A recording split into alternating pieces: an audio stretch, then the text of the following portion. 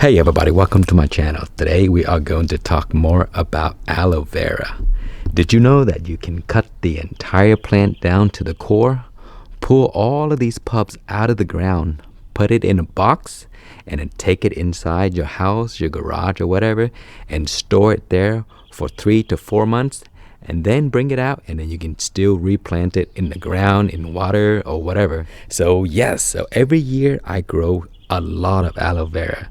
And I don't have space in my garage to bring all the pots inside because they do take up a lot of space.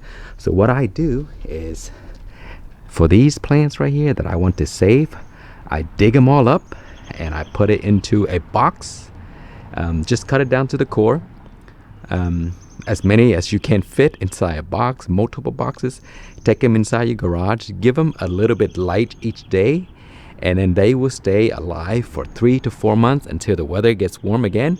Then you bring it out, and then you can try to root it in water or you can root it in soil. So let me show you the result of the overwinter plants that I did. Okay, so you can store the aloe just like this, stand it up right here, or you can just put it in a box and just take it inside your house because they cannot stand freezing temperature. They will die. And then after a few months, you can take them out of the garage or your house or whatever, and then put them in a bucket like this and just add water. When you add water to the bottom and you drop it in, look at this, you see? They will root. You see? So I cut it down to the core. There was nothing left. And then I just took it inside for a few months, bring it back out, add water to around this level, and then they will root. So let me show you more. See there? This one is the same. I cut it all the way to the core, and see, the roots are growing. So there's another one there. So all of the ones you do this to, they will root, and then you have a ton of aloe. See? And there we go. And see, that's my water right there. You see? Look at all these roots. And so now you can just plant it in the ground. You actually don't even have to do this.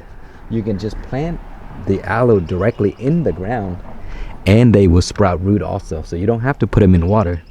I put it in water because I didn't know what to do with them. But you see? And so let me show you a few that I put in the ground, and they also did just fine. So here are 2, and these are actually healthier because I placed them in the ground and they have nutrients and all that from the soil, and so they are growing really nice. And so that's how easy it is to overwinter aloe, and you can overwinter for as long as you want. I mean, these aloe plants, if you cut it with the core left, you can leave it for a long time. So anyway, try it out. If you don't have space, in your garage, just cut it down, take it inside, and then a few months later, bring it back out. And one thing that I would caution is that when you bring it out, you see here, when you take it inside for a few months, the condition inside is very gentle. It has very little amount of light, very little amount of heat, and the sun exposure is 0. And so they begin to get adjusted to that condition.